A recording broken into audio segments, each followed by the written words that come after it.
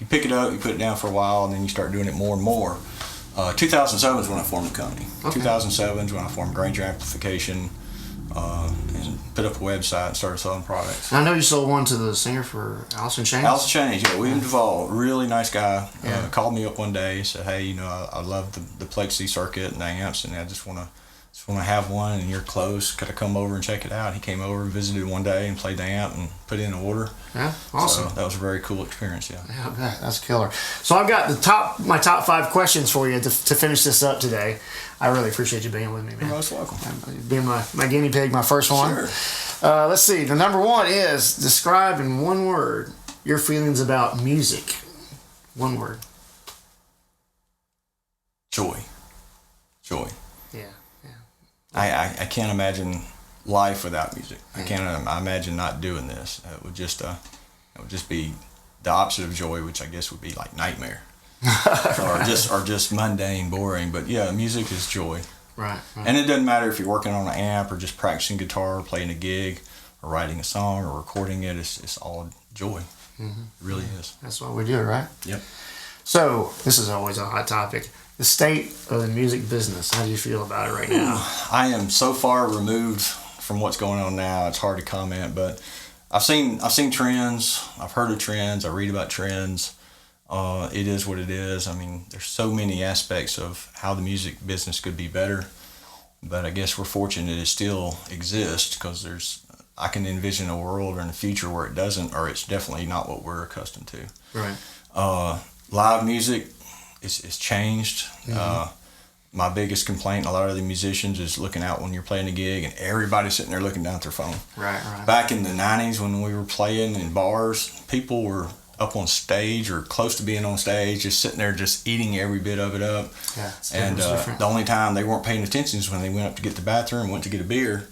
They're back out there. Yeah. Really quick. So, and that's not really one person's fault or anything like that. Right, It is what it is. It's just the way when technology evolves, and you have a communication tool right at your fingertips. It gets addictive. It can be a distraction just like anything else can. And I think that's one of the problems in the music business now, and not just music business, but everybody.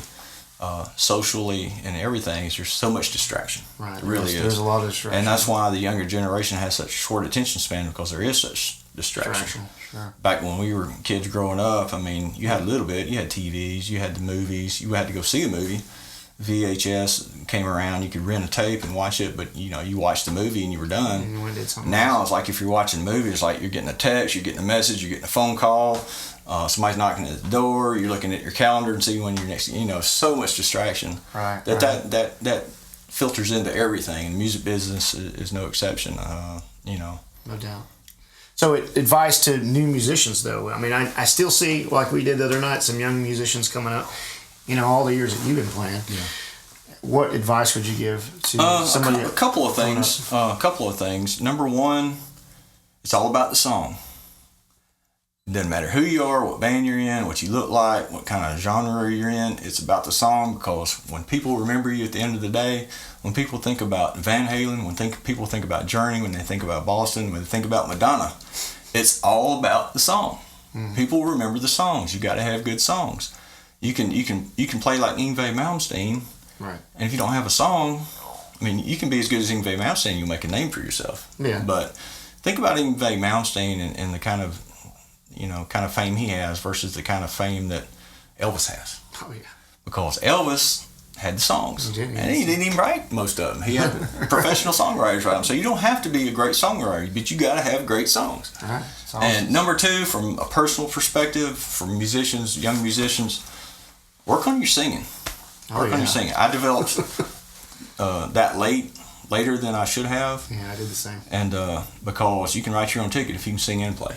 That's true. I mean, there's always going to be needs for singers, but keeping a band together is work. It's difficult. It involves working with multiple personalities and people. But if you can play guitar and sing, you can go do a gig anytime you want to. That's right.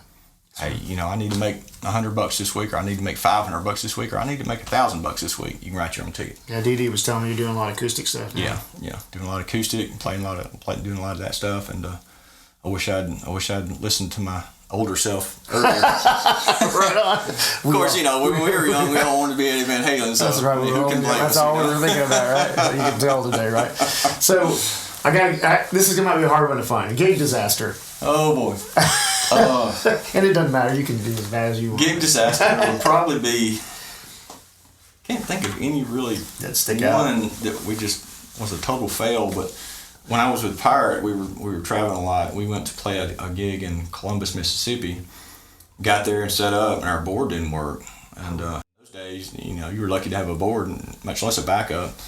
Right. And I think we canceled that gig because we couldn't get a loaner, or our board didn't work, and we couldn't fix it or anything like that. I think that was probably the worst gig disaster. Right. Not doing the gig is a terrible disaster. Yeah. I know. I think that's about the only one I can think of. That's funny. So when you write, when you create, what is your process? Usually, writing is just sitting down playing the guitar, and over the last few years, I've just gotten to a point where I don't really practice anymore, although I should, unless I'm trying to learn a song or learn a lick or something like that I really like. Then it becomes practice, but I just start noodling, I guess, and just playing chords or playing melodies and kind of intertwining the two. And if something pops into my head, like a melody or something, I might, take out a recorder and record it. Right. Take my phone out and just record the idea. So the melody, for me, it's like I'm listening for that thing that I don't recognize. It's sort of odd to me, but I like it. Is that kind of what you're talking about? Yeah, sometimes I'll wake up in the morning and I'll have a melody in my head, and the first thing I try to do is say, is that something new, or is that something that I've heard somewhere, or is that somebody else's song? Right. And if it really stays with me, and occasionally they do, I'll go get a guitar and figure out what I'm hearing in my head. And it's like, okay, yeah, I'm writing this, and a month, a year, when you go back to the idea, you may realize, oh, that's something Van Halen did, or that's something that somebody did. But a lot of times, But a lot of times, even when that happens, you may not get it right, and by not getting it right, you create your own song. Yeah, how many times have never dismiss an idea. Yeah, how many times has that happened where you make a mistake and that becomes the thing, right? Always go with your instinct. Always go with your inspiration. And later on, if you find out it's somebody else's, how many songs have you heard that sound just like somebody else's song? Sure. And obviously you don't want to get to a point where you're going to get sued if you record and release it, but even if that happens where it sounds like somebody else's song, just a chord change or a note or two in the melody, just to make it really yours is all it takes. Right. I like what you said about, not dismissing an idea. Yeah. Because, a lot of times you'll start in on an idea and you'll go, oh, this is, I don't really like it, or I don't think it's going anywhere, and you'll give up on it. And then there's other times where I thought the same thing. Like the last album I put out, the one thing that I thought was terrible was the thing that everybody liked. Yeah. I'm like, why is that? I know. You can't question that. How did that happen? You just have to do it and hope people like it. It's weird. Well, for me, when I'm writing, the hardest thing is the lyrics. I've never claimed to be much of a lyricist, but so one thing I heard Paul McCartney say, he's like, go ahead and finish it.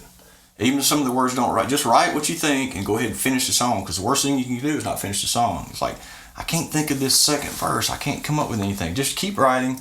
Just finish it, even if it's stupid.